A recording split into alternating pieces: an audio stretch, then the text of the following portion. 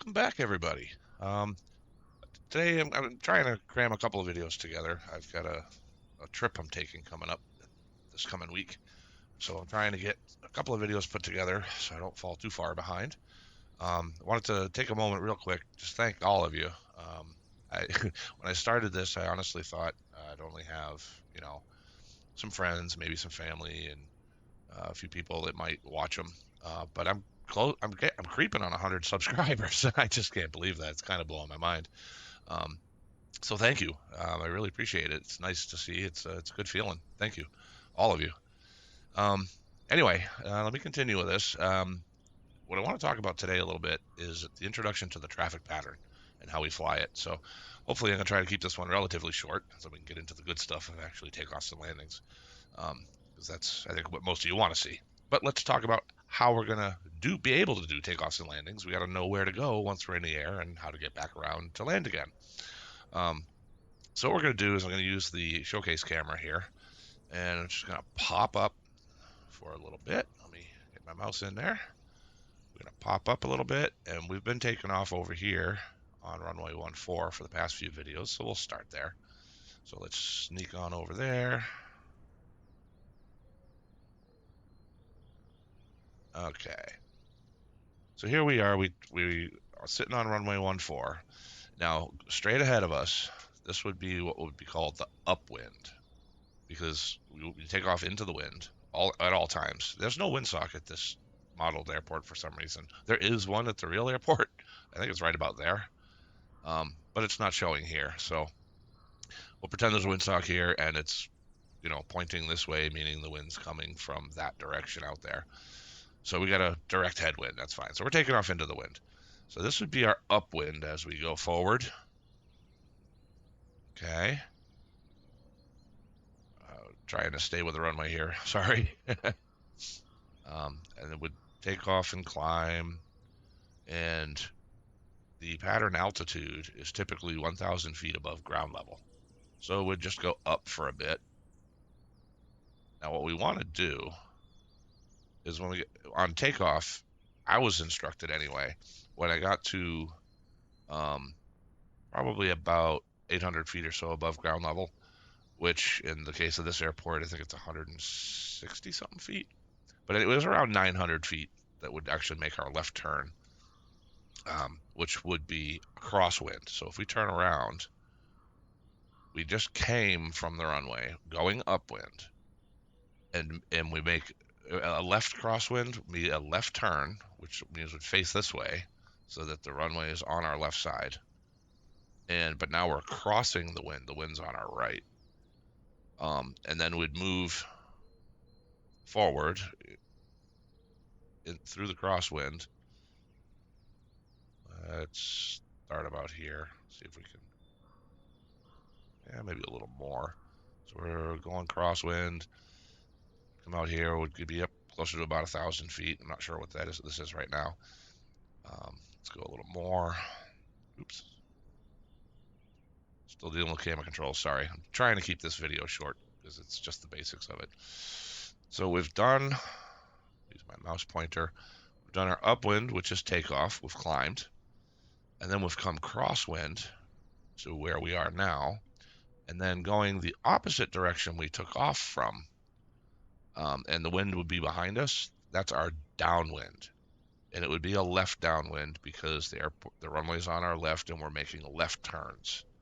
So if you hear, enter for a left downwind, you're going to come in the runway on your left side, so you'll set up to be making left turns. So we'll do we do the downwind. Go forward as we'd fly along, and then during the pattern, roughly beam the numbers, which we can see there right over here. There's the numbers of the runway. So let me face the numbers for a minute, and I'll go sideways, but we're actually still flying straight. We're just looking out the left window. So right about here on your downwind, if you're getting ready to land, is where you would reduce your throttle from cruise. In the Cessna 152, you'd probably reduce to about 1,700 RPM. And I'll show you at the end of this. We'll do a quick pattern. It may be sloppy, but we'll do a quick one anyway. Um, when you go to 1700 RPM, you're outside of the green arc on the RPMs, so you'd also want to turn your carburetor heat on. It's not quite so necessary in the summer because it's really warm out, but it's just a good habit to do, especially when it comes to winter, because you're not generating as much heat with the engine at a lower RPM, and you don't want to get ice in your carburetor. That would be really bad on landing. So anyway, right about here, you reduce the throttle, put on your carb heat, and you still pitch to try to maintain your altitude, and you start slowing down a little bit.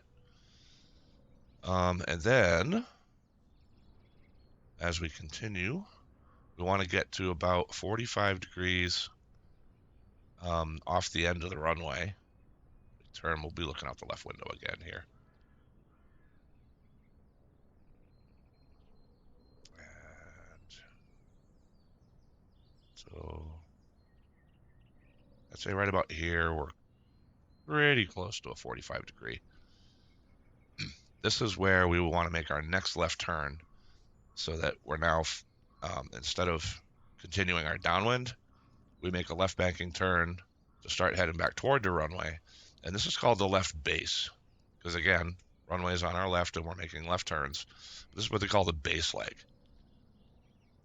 And we'd follow this for a short period, and we'd be putting flaps in, toward the end of the downwind, and then another notch here on base. Excuse me, voice is a little cracked today. And then we'd be setting up for different speeds. And as we approach, we don't want to wait until the runway is directly off our left, because then we'll overshoot and we have to come back in a little bit.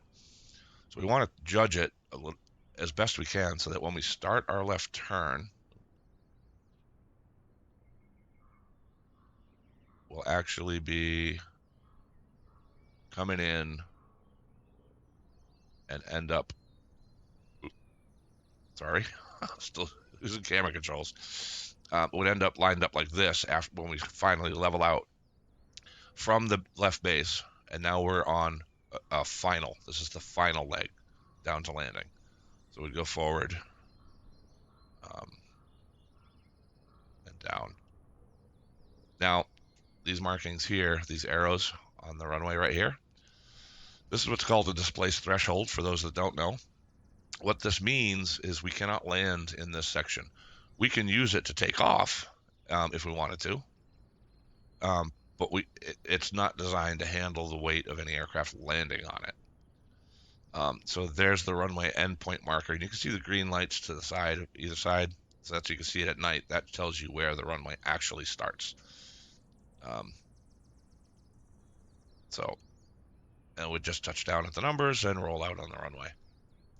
Another aid I want to talk real quick about, and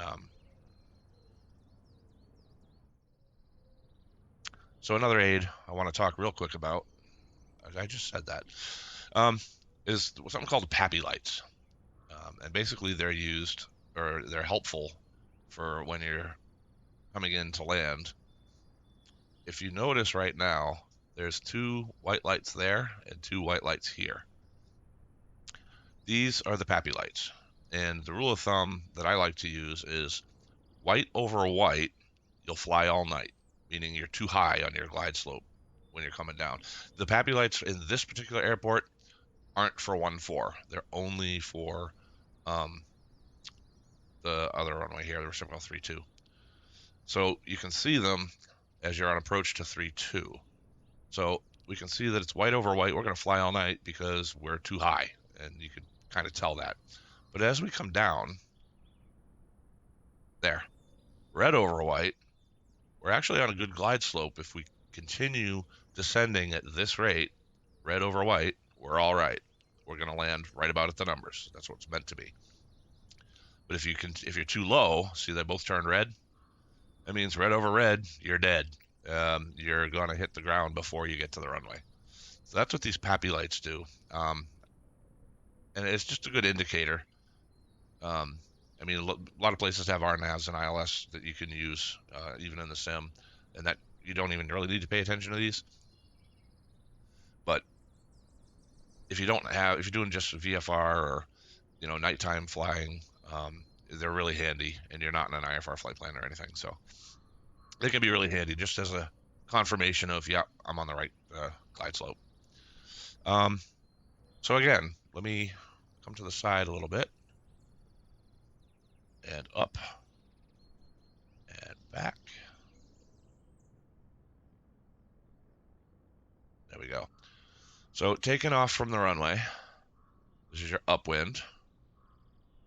And then when you make that first left turn, that's your crosswind. Then you make another left turn, that's your downwind, right? Following the downwind, you'll end up making the left base turn, and then left final down to land. Now, the same is true if you're doing right traffic. So left traffic, we just went over, left turns. Right traffic is really the same thing. It's just with right-hand turns, and the runway would be on your right. So let me just back the camera up real quick. This has become a longer video than I wanted it to be, so bear with me for another minute here. All right, so again, you take off from 1-4, but we're going to do right traffic, so it's still an upwind. We take off, right crosswind, right downwind, and then right base, and final. So the right or left is really depending, what direction you're making your turns and what side of the airplane the runway is going to be on while you're in that pattern. So that's the basics of a traffic pattern. Again, traffic patterns are typically 1,000 feet above ground level. So whatever the elevation of the airport is, you add 1,000 feet and round to the nearest 100 foot. So let's say you have an airport that's 120 feet above ground level. You add 1,000, that's 1,120 feet. Well, the nearest 100 is really 1,100, so you do your pattern 1,100. If you're at 190 feet, well, then you do your pattern at 1,200 feet. So there's the basics of that. We'll get more in depth as we fly it, and I'll show you more. But so there's almost 12-minute video. I'll see if I can cut that down in editing. All right, so thank you for watching, and look forward to seeing you in the next one.